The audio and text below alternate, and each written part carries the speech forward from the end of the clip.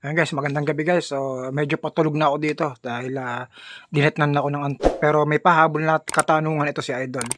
So, ayun, shoutout sa Idol. So, ang tanong niya dito guys, kapag nasa 1K na daw ba ang creatinine, i-need na ba ang i-dialysis? So, lagi kong paalala kahit nasa 500 na or nasa 700 na, so, dinadialysis na talaga yan. So, need na lang emergency dialysis yan. So, bakit ko nasabi? Unang-una kasi, once na naging 500 na pataas yung ating creatinine, nagdudulot na to ng matinding pananakit ng pangatuloy ng ulo, pagsusuka, anemia, mga ganyan, syempre, 'di ba? So yung BP mo hindi na bumababa, yung sugar blood mo pataas ng pataas. So may possible na pwedeng pumutok ng ugat sa batok mo kasi pwedeng bumagal yung circulate ng dugo mo o bumaksak yung hemoglobin mo.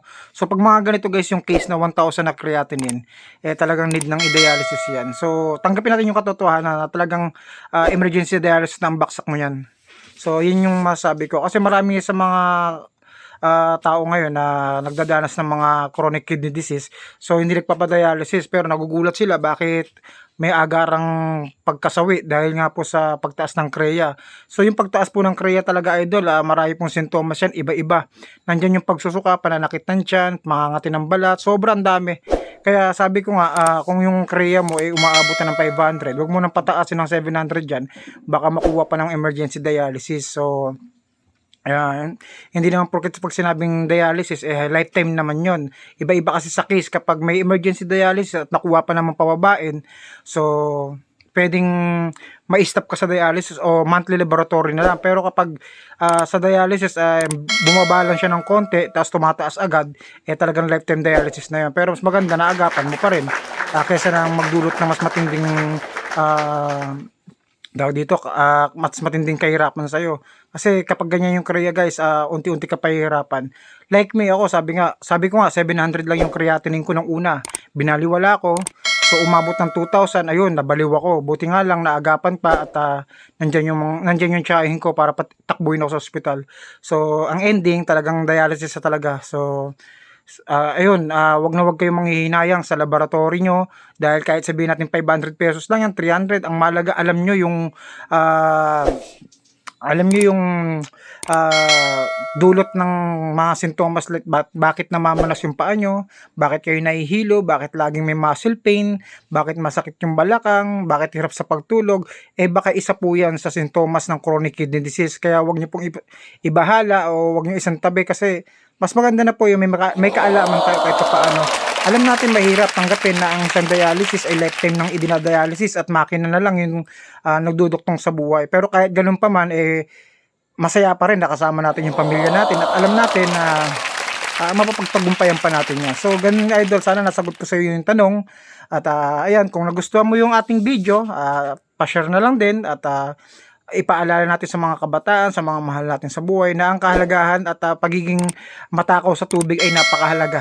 So gawin natin bisyo ang tubig, wag yung alak, wag yung soft drinks. Hindi porket masarap ay lulubos-lubosin natin.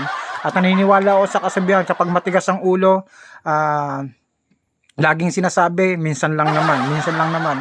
So ganoon, ingat lang tayo lagi, huwag tayong maniwala sa minsan lang kasi minsan lang walang rewind yung buhay. Walang rewind sa nakaraang oras para balikan pa. So kapag nangyari na. Tulad ko, ang laki ng panghihinayang ko. Ang dami kong pangarap sa buhay. Pero ayun, dahil sa chronic kidney disease na to, naputol yung pangarap ko. Kaya sana mas lumawak pa yung kaalaman ng mga kapwa nating Pilipino about sa chronic kidney disease na ang dialysis ay hindi po biro.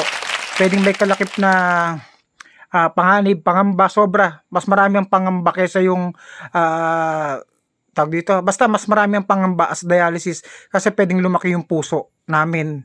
So kapag lumaki yung puso, alam naman natin yan guys, hindi na yung bumabalik sa pagkaliit. Wala na pong normal size kapag lumaki yan. Nasa delikado na yan. So God bless po sa inyo mga idol at sana supportahan niyo po ang ating YouTube channel and maraming salamat po sa mga nag-share at nagpapaabot po ng mga advice, healthy tips tungkol sa akin at sana po sa mga kapwa nating may mga dialysis sa kapamilya po natin, mahalin po natin sila at ipakita po natin na mahalaga pa rin sila kahit alam na po natin na hindi na sila nakakatulong masyado. Ipakita po natin na mahal natin sila para mas kahit papaano magaan yung pakiramdam nila. So swerte pa nga ng ibang mga dialysis patient kasi kasama nila yung family nila, yung nanay nila, tatay nila. Eh ako wala talaga akong kasama kasi yung mga kapatid ko talagang may obligasyon rin sa buhay. Kaya sabi ko nga pahalagahan ng buhay, pahalagahan ng kalusugan, importante yan. Lalo na pag may pamilya ka na. So God bless sa'yo idol and ingat sa'yo.